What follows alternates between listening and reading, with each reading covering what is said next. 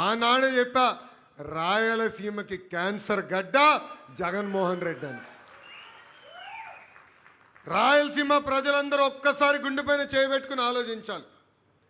5 సంవత్సరాలు రాయలసీమకు ఒక్క పరిశ్రమ తీసుకొచ్చారా? ఒక్క సాగునీటి ప్రాజెక్టు పూర్తి చేశారా? అంతెందుకు, బిందు సైద్యం లాంటి అద్భుతమైన ప్రాజెక్టుని కూడా ఆనాడు ఆపేసిన వ్యక్తి జగన్మోహన్ రెడ్డి. అన్నమయ్య ప్రాజెక్టులో గేట్లు కొట్టుకుపోతే కనీసం ఆ కుటుంబానికి ఆనాడు అండగా నిలబడలేదు. ఇదే స్థానంలో, ఇదే భూమిపైన, ఇక్కడనే ఆనాడు యువగలం పాదయాత్ర నేను హామీ ఇచ్చా, మిషన్ రాయలసీమ ప్రకటించా. మన దేశానికే కాదు ప్రపంచానికి రాయలసీమను ఒక హార్టికల్చర్ హబ్గా తీర్చిదిద్దుతానని ఆనాడు హామీ ఇచ్చా.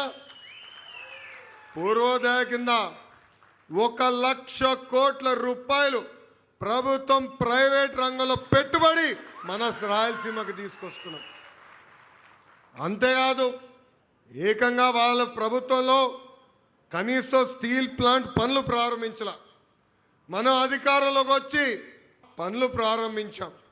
అంతేకాదు, 29 ఎన్నికల లోపల కమర్షియల్ ప్రొడక్షన్ చేసే బాధ్యత కూడా మనం తీసుకుంటామని నేను హామీ ఇస్తున్నా. ఇప్పుడు కుట్ర రాజకీయాలు జరుగుతున్నాయి, అందరూ అప్రమత్తంగా ఉండాలి. 2019లో సొంత బాబాయిని లేపేసింది Jaganmohan Reddy. First heart attack అన్నారు, మనం కూడా అయ్యో పాపం పెద్దయినా చనిపోయినాడు అనుకున్నాం. తర్వాత బయటకు వచ్చినాయి అన్ని. వడ్డలి వేట ఎంత అన్యాయమో చూడండి. రెండో రోజు ఏం చేశారు, నారాసుడ రక్త చరిత్రని వాళ్ళ దొంగ పేపర్ ఉందే, మర్చిపోయినా దాని పేరు ఏంటది, సాక్షి. ఆ దొంగ పేపర్లో చంద్రబాబు నాయుడు గారి ఫోటో పెట్టి చేతిలో కత్తి పెట్టారు అని ప్రజలు నమ్మారు ఆ రోజు.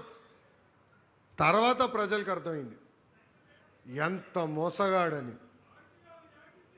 ఇప్పుడు మళ్ళీ అదే రాజకీయం చేద్దాం ప్రయత్నిస్తున్నారు. మన దేవుడి గడపలో మతాల మధ్య చిచ్చు పెట్టడానికి ప్రయత్నిస్తున్నారు. మొన్న మనందరం చూసాం, ప్రజలు రాపోయినా వాళ్ళ నాయకులు రోడ్డుపైకి వచ్చి గొడవలు పెట్టేదానికి ప్రయత్నిస్తున్నారు. అందుకే మనం అప్రమత్తంగా ఉండాలా, ప్రజల్లో చైతన్యం తీసుకురాలా. వాళ్ళ చేస్తున్న కుట్ర రాజకీయాలు తిప్పికొట్టే బాధ్యత మనందరిపైన ఉంది. మనందరం అప్రమత్తంగా ఉండాలి. ఎందుకంటే మనం చూసాం, రియల్